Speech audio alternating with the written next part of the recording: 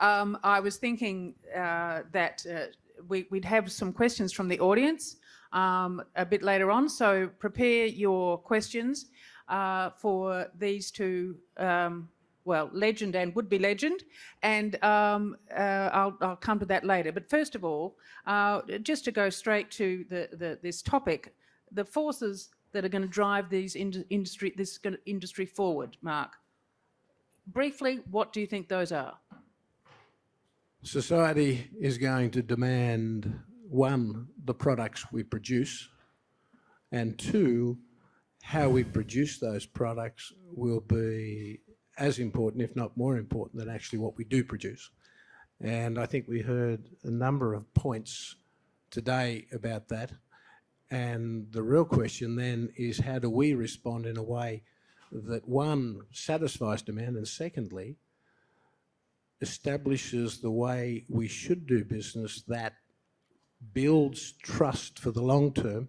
And it's very much about that group of kids that we saw outside.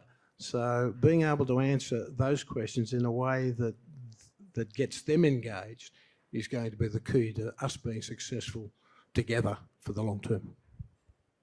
Ro? Jennifer, in one sentence, I think what's happening is that ESG is increasing demand while constraining supply. So the reason we have to grow is because of ESG, to meet the world's demand for transition metals to decarbonize. But we're constrained in our growth because ESG factors are limiting the speed at which you can bring new projects. That's a circular economy right there. Not of the useful kind. No, a vicious circle. So, in fact, how do you think, you talked about the need to respond, how effectively is the industry responding to these new pressures? I think the industry is trying to respond, but I think we're still struggling with the how.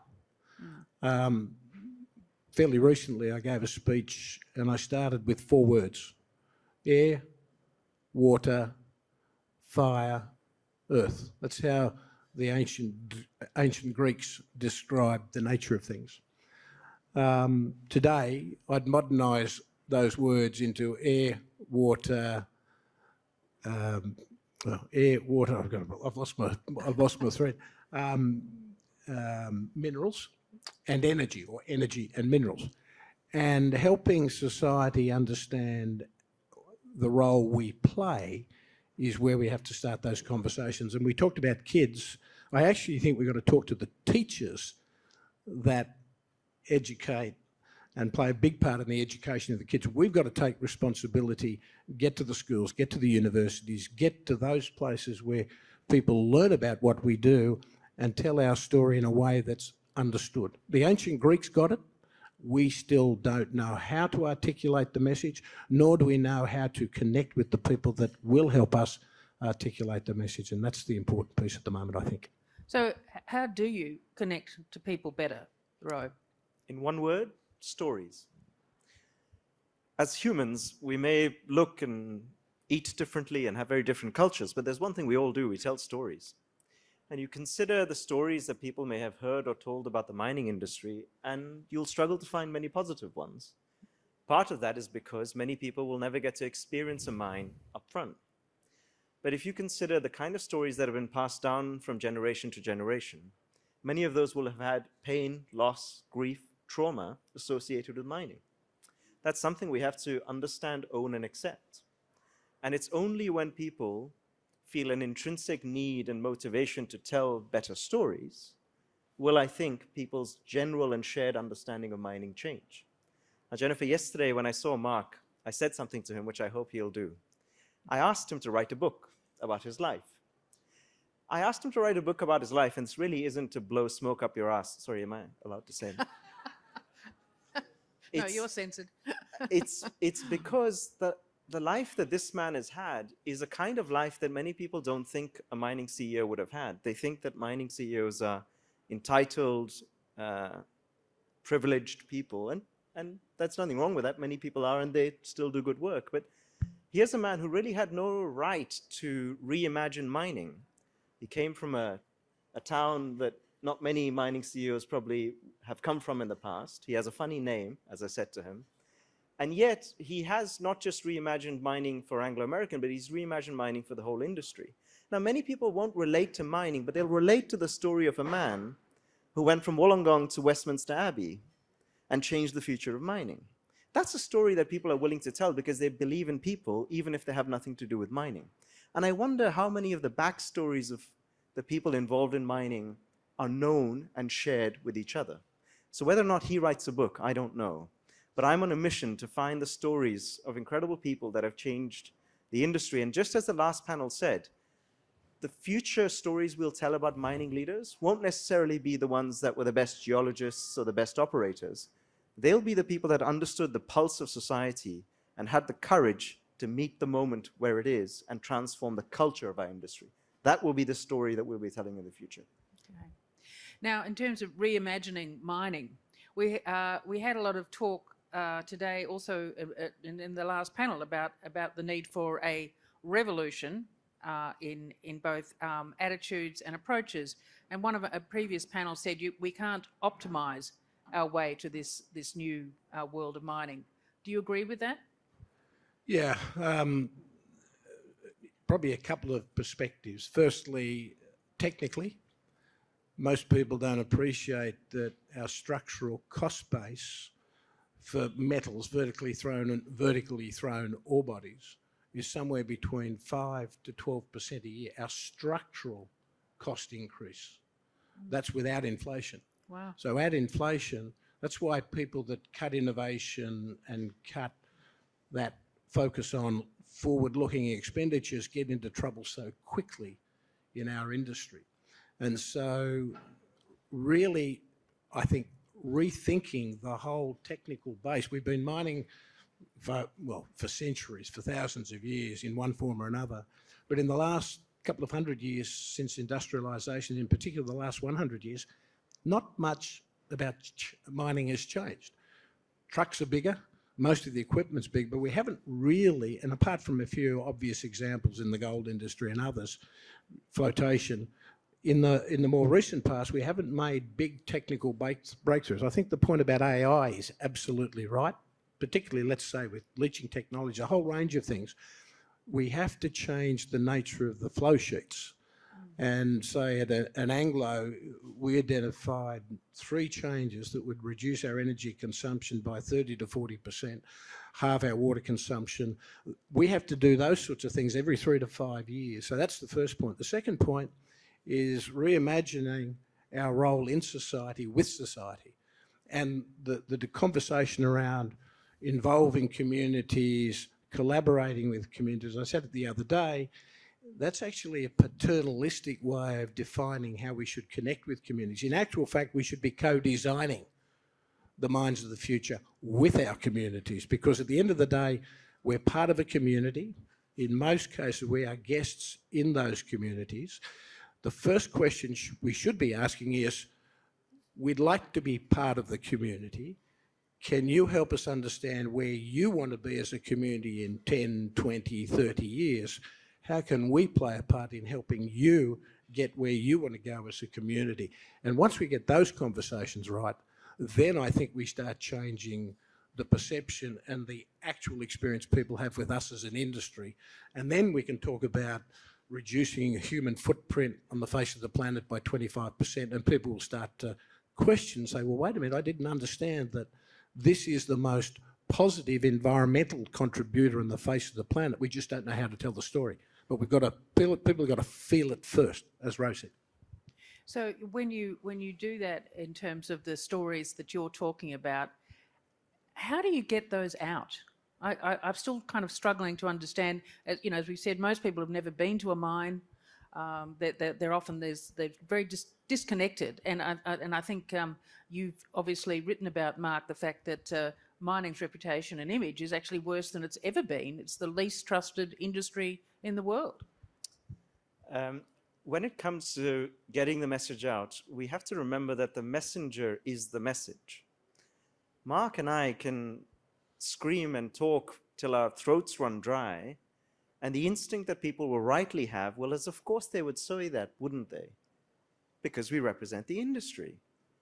And until we get to a point where others are motivated to say the things we'd like societies to know about, we won't change people's minds correctly.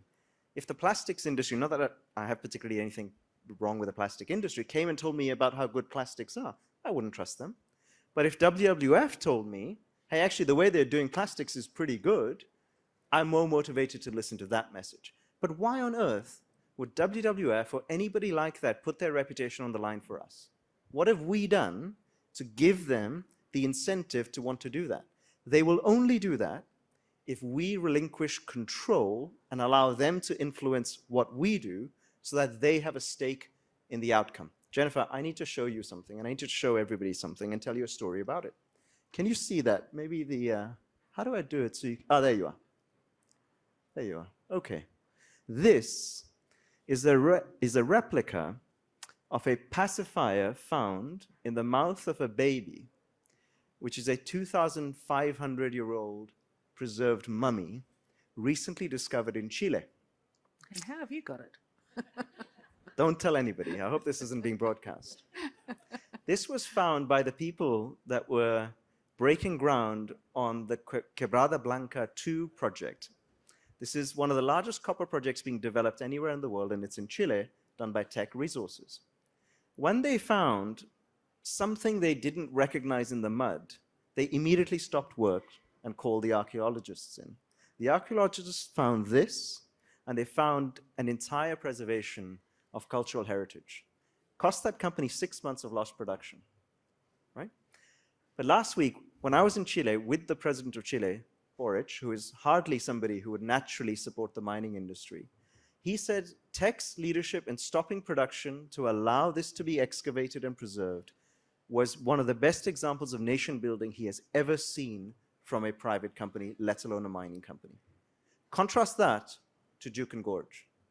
I'm not trying to put one company against the other here. All I'm trying to say is we need more stories like this that demonstrate that we're prepared to put the collective interest before private interest. That is when people start to believe in the future of mining. And yet leadership also requires, if you're talking about leadership, meaning you've got to let people into the co-design and the communities into the co-design, obviously that takes time as well. And we still live in a world where time equals money. So how do you balance that? So one practical example, and then if I can connect on something Rohitesh has said, at Quellaveco in Peru, that project had been sitting, waiting to be developed in Anglo's portfolio for almost 20 years. And whatever conversation we had, and this is in Peru, so people are aware of businesses that have been stopped in Peru, Minasconga, the history, very difficult. And in conversations with the community, the governor said he was willing to facilitate a working session with the local community, and it was called the Community Roundtable. And in 18 months of dialogue, and that question was asked, what would we need to do for you to support the development of the project? They defined 26 projects. And when we went through the costing of the projects, cost about, of a $5.5 billion project, cost about 600 or 700 million. It was interesting that the social development, environmental projects that we had identified in the project were about the same cost. But the projects were very different, including the diversion of a river in the community recommended changes. And that conversation, those changes, 18 months against the 20 years it had been sitting waiting to be developed, that 18 months compared to even the development of the project going forward was relatively small. The cost, it was neutral, literally. But because we'd engaged the community and they set out the key parameters they required, that project went forward. It was delivered $5.5 billion on time, on cost, through COVID. And whilst the team did a fantastic job, Tony and Duncan and all the team did a great job, it was that relationship with the community, in my view, that made the difference, because now it was their project. And if you look at the amount of projects at 5 billion plus that have been delivered on time, on cost in Peru, 4,500 metres in the air, it's a rare beast. And I think that relationship with the community was key. And if I could make one other point, go back to Rose's point. When we went to the Vatican to talk to global church leaders of all faiths, after thinking about how do we connect with those groups that were absolutely key, and they were third-party observers of our industry, our intention was not a conversation around religion. It was a conversation around values and belief systems that we needed to think about and to change our behaviour. And when the Cardinal Turkson said to me, "Why are you here and what do you want?" I said, "I'm here to learn and I don't want anything." Now, one or two of my colleagues said, "We want you to sign off and say we're one of the good guys." I said, "No, that's actually not what we want. We want to learn and we want to understand how we can change our behaviours to make a different connection." What we ended up doing, we took bishops, cardinals, ministers from various religions, rabbis, imams. We took them to mine sites and showed them the good, the bad and the ugly. We showed them bad practices because we said these are the things we're fixing. And that dialogue over an extended period of time changed their view on us, to the extent that the Pope changed the words in Laudato Si, and now we've got Laudato Dem. The Archbishop of Canterbury, and many of you will have heard this before, the Archbishop of Canterbury came out with a public statement after 3 to 5 years of studying the Bible. We haven't been able to find one negative reference to mining in the Bible. Therefore, we conclude that it's okay to work with the mining industry as long as the people you're working with do their work responsibly. And I think that was a critical point.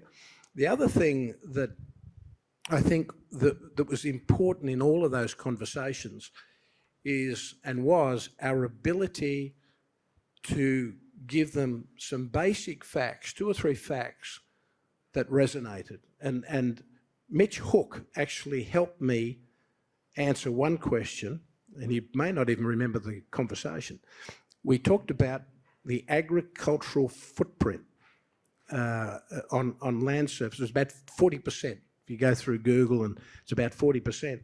And I asked Mitch about fertilisers and the difference fertilisers can make in growth patterns and depending on the nature of the material. And we estimated that if you took or withdrew fertilisers and mechanised farming processes away using our equipment, then we could only feed half the globe. Now, that's become quite common. That statistic is now commonly quoted through other research.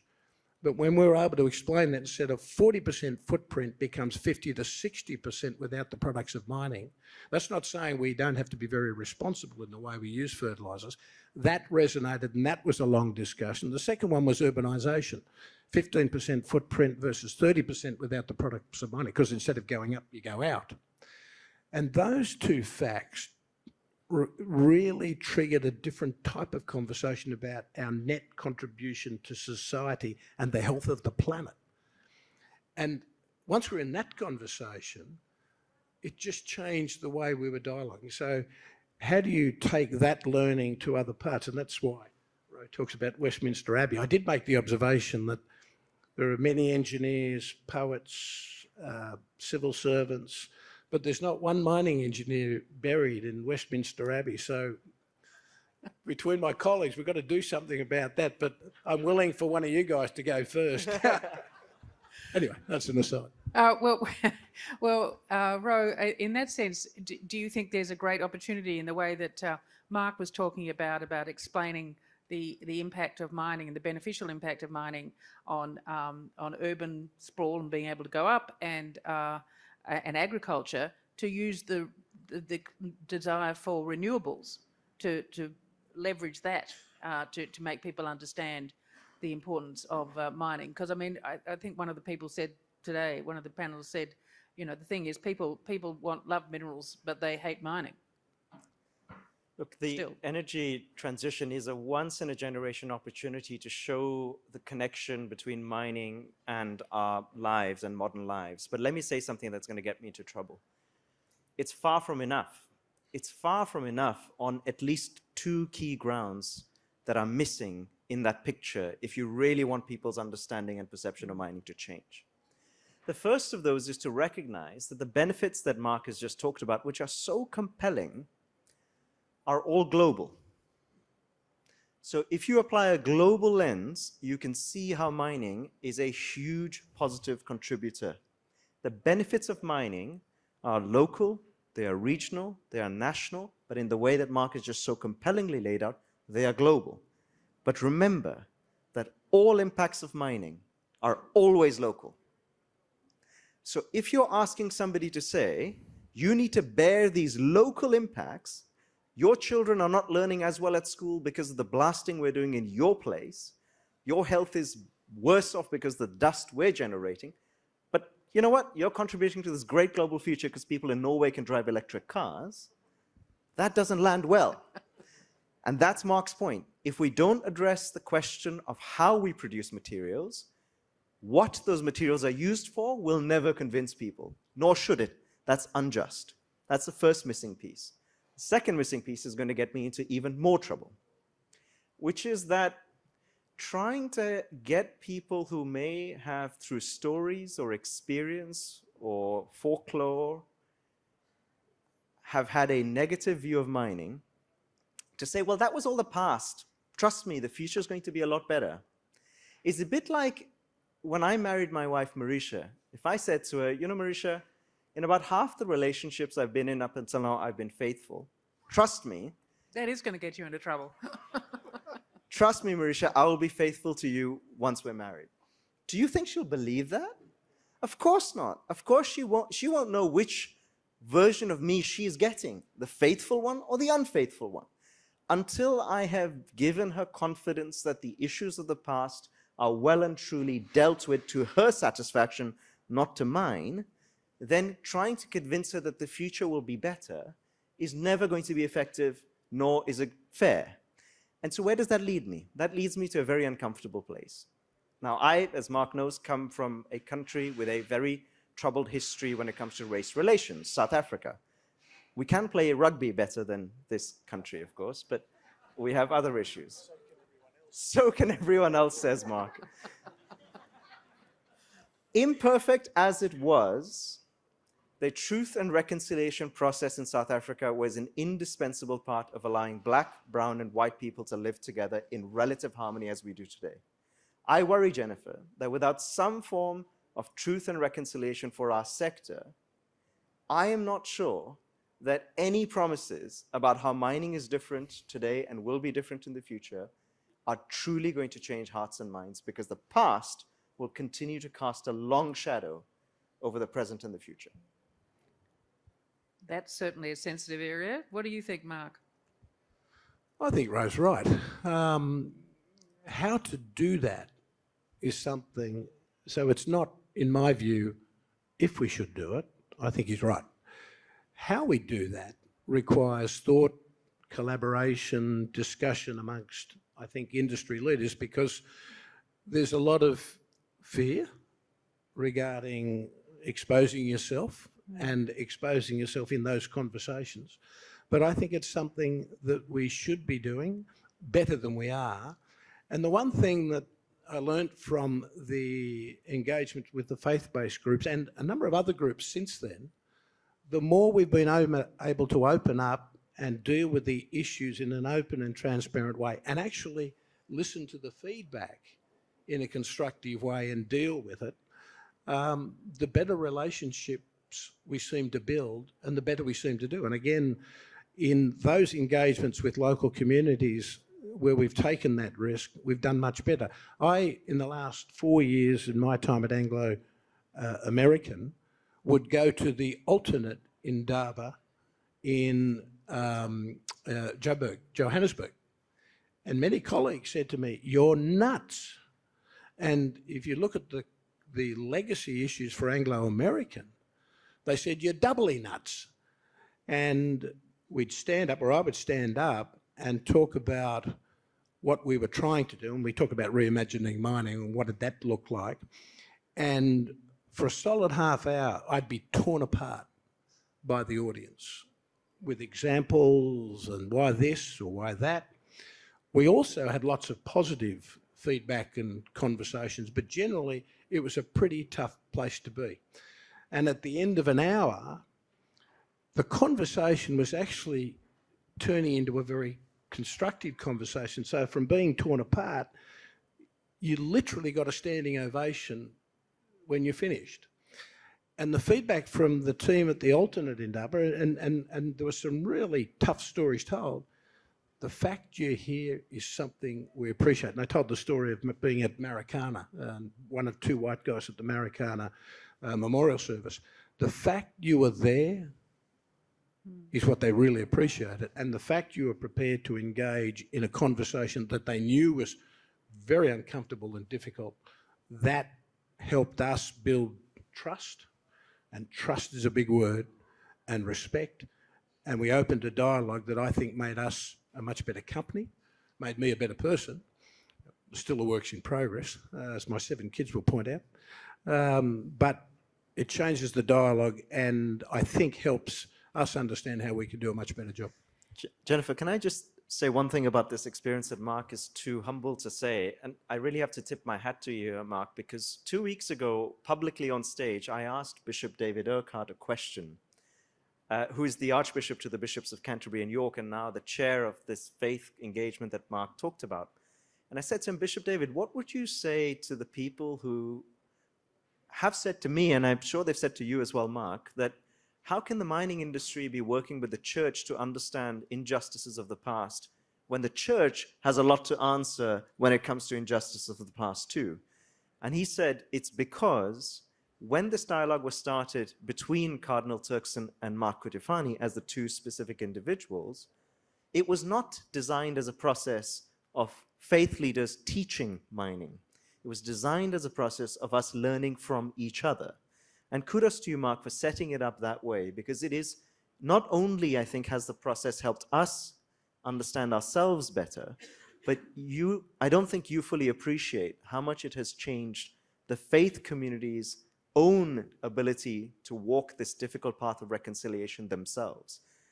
And it was, I think, because of the nature in the way you set it up, as you're saying, being present in the conversations, difficult as they are, is how growth happens for both sides. And how is that possible, I guess, in this world, to broaden that out beyond the faith-based institutions, in a world which is kind of so riven and atomized by virulent negative social media? Is that harder or easier? Well, between the two of us, I think we're clear about who's in the social media generation.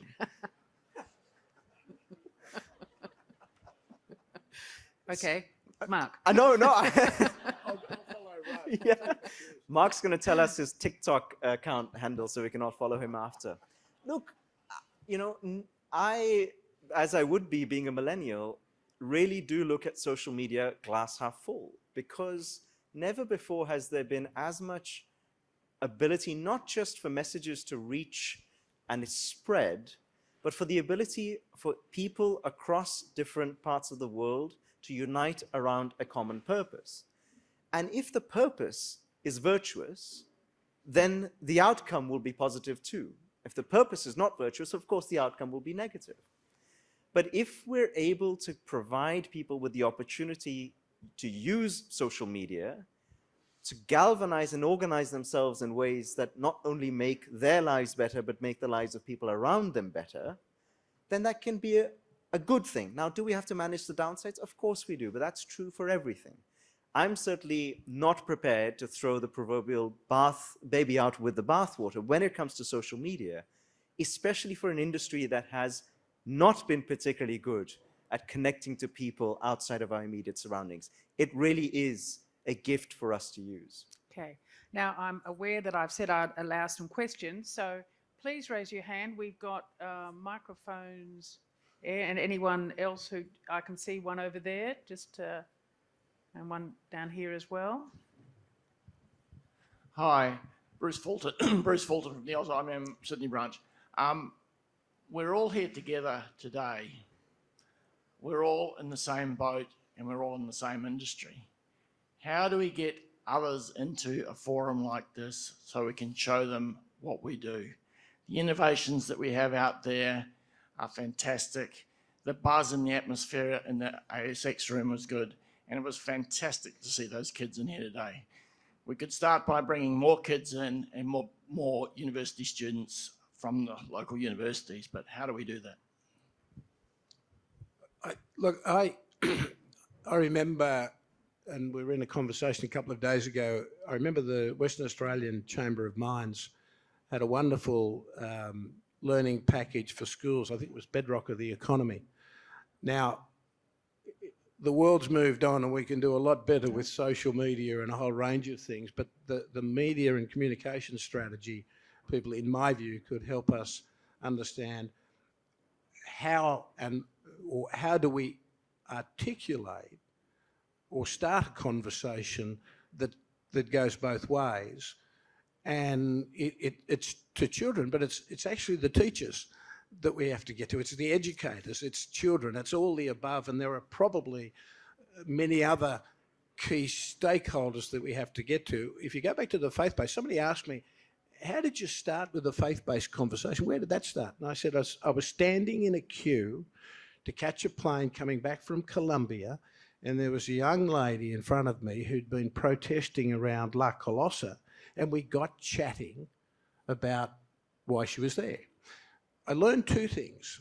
One, that churches were funding many of the NGOs that were our most vociferous antagonists. And we talked about that, and that sort of said, you know what, why wouldn't we go to those providing the funds and help them understand the story? But the second part was she herself had no idea of mining's contribution to society. And it was a great conversation. And we ended up chatting and sat on the other side of customs through both sides of the conversation. And so who do you connect with? How do you connect with? What materials can we provide?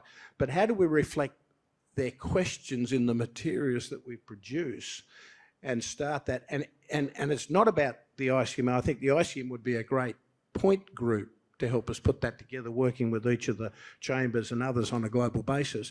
But it's actually the leaders.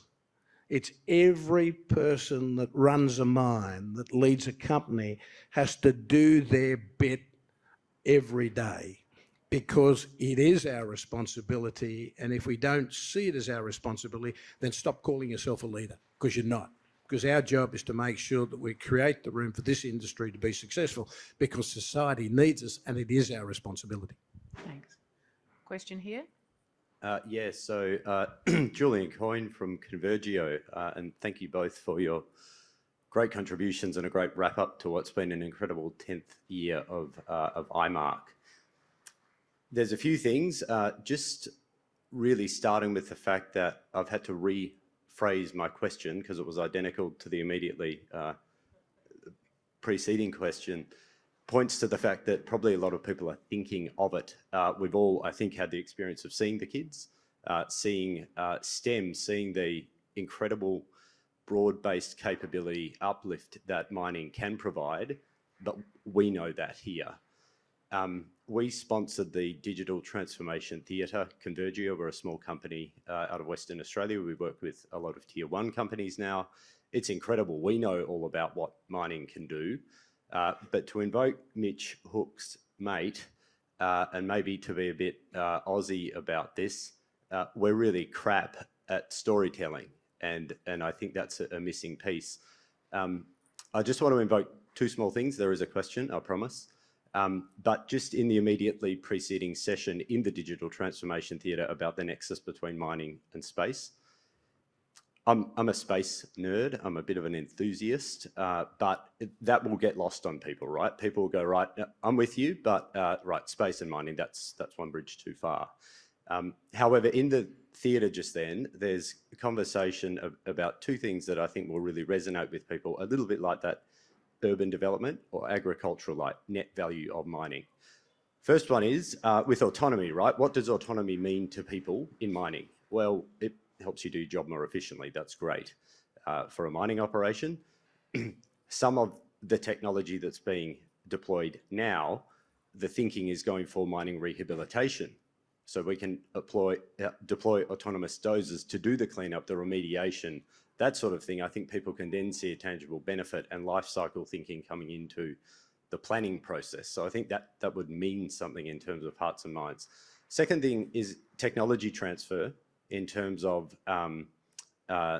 future missions. This is the fellow from the US Geological Survey, NASA, is here, and they're looking at Australian mining capability for the mission to the Moon and Mars, and how we pick that up. Now, that's hearts and minds. I've got a 4-year-old daughter. I can talk to her credibly about how, if she studies physics or if she studies metallurgy or something like that, her skills will actually be able to contribute to something absolutely incredible. So I take your point, Roy, about intergenerational trauma, negative experiences with mining. My focused question is, who does that storytelling? I was on the Chief Scientist STEM Advisory Panel. Government's not doing it. AusMine's doing a great job. IMARC's doing a great job, but that's very inwardly focused. Just to maybe drop you in it and be a bit controversial, ICMM, I was having this sort of slight rant the other day. They were mentioned as a great platform to be able to do this, and I think that picks up on your point, Mark, that leaders have a responsibility, but I think there's that point of getting those stories and how we get them out. Question. Right, okay. Yeah, I think it's a great point, and I think you've articulated the points really well, so I won't repeat them because I'd agree with all the points you've made. 2 points I was going to make, then go straight to Ro, because I know he's passionate about this as well. In 2011, Peter Bryan and I formed the Development Partner Institute, and we started with the SDGs as the reason for changing or trying to change the dialogue from an industry, and it was from Northwestern University. And over the period, we brought in a whole range of different stakeholders, First Nations representatives, faith-based representatives, and that's where the faith-based work actually started, out of that original concept, and a whole range of other players that sat outside the ICMM. And what we said to the ICMM was, look, the feedback I get is it's about you guys talking to yourselves, and there's great work being done, but there are so many people that don't believe the story, exactly as Ro described it earlier. So we were trying to establish a safe space for stakeholders to give the feedback they needed to give to the industry for us to do something with ICMM as a participant, not lording over the meeting. And I said, we've got to create that type of space. So the reason was, how do we as an industry contribute to the delivery of the SDGs was the starting point. We took that to the UN and started doing a whole range of work, and that's still occurring. Florence Drummond here today is the leader of the DPI, and we're in conversation with a range of players, including the ICMM, to work out how we can make a contribution to those dialogues, connected with the ICMM, but not working for, and them not working for us. How do we set up spaces for those sections of society that can make a difference in pursuit of a goal that serves society's needs, not the mining industry's needs? Look, I've come to learn there are two things that are essential for stories to really mean something to people. The first is that it's got to be demand-led, not supply-led. If we think that the answer is to just supply loads of stories that people are going to just want to lap up, and it's just not how it works. It's only when you're curious about a story that it lands and connects to your heart. The other thing about good stories is that they never involve self-interest. Nobody likes a story in which you're the hero. People like stories where we put collective interest ahead of self-interest. That's what makes a good story. I can tell you at least two key things that our industry has done that show that we do that when we want to and when we can. The first is when we agreed almost 20 years ago that no matter how rich the resource or how great the need, we will not mine in World Heritage Sites. Society said, yes, thank you. That tells me you are prepared to put our collective interest ahead of your own private interest. The second was when Mark and his fellow CEOs, at the height of COVID, made our medical facilities available, not just to treat people with COVID, but then to vaccinate them. That was an example of the industry stepping up, and that's a story that has been told. But I'm also very conscious that although in the last 12 months, the material that we've put out, just take our videos from ICMM, have been viewed 90 million times. So to the earlier point about social media's reach, 90 million people now know some of the stuff we're doing that they didn't know before. And that's with a relatively small team. So we're reaching in the tens of millions, if not the hundreds of millions of people with the stuff we're doing. That really matters. But I still believe that anything that comes from me or Mark or others will come with a hefty discount. Of course you would say that, wouldn't you? Because you're the industry. We have to, so there's this old saying, or this conventional wisdom in our industry that says, we just need to tell our story better. There's a twist on that. It's that we just need others to tell our stories for us. That's far more effective than us telling our story better. But remember, we have to give people a reason why they would tell our stories for us. And it's only when they feel they have skin in the game and that they're part of whatever story that we want them to tell. I'm conscious of one of the earlier panelists talking about, mining's need to move waste around. That was created a lot of the problems. And then we talked about the future of an electric underground mine. Can you ever see a future where we think of mining as a clean industry?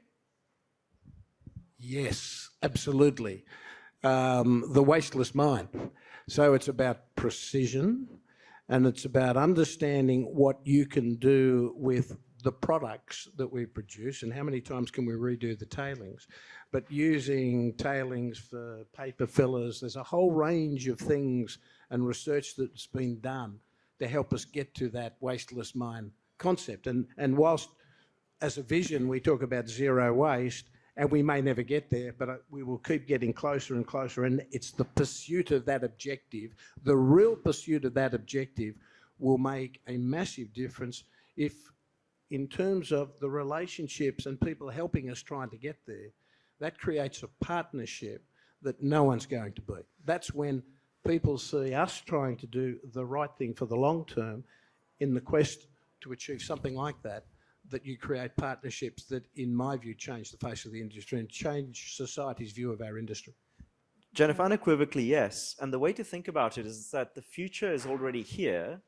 It's just not evenly distributed.